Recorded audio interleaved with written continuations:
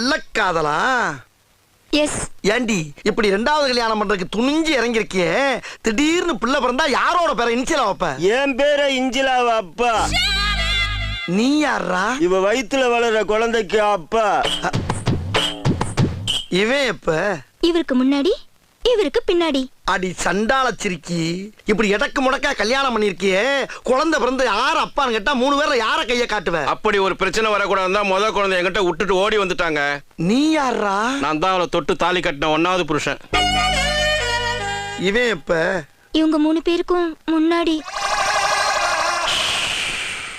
ஏய், இவன் பொண்டாடிடா. ஏட்டா பொண்ணை கூட்டி வந்த நானு என்ன கல்யாணம் பண்ணி வச்சு பஸ் ஸ்டாண்டுக்கு அனுப்புவீங்க?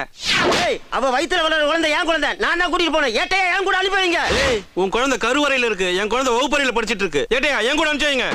எட்டையா? நான் ஒரு மாதிரி.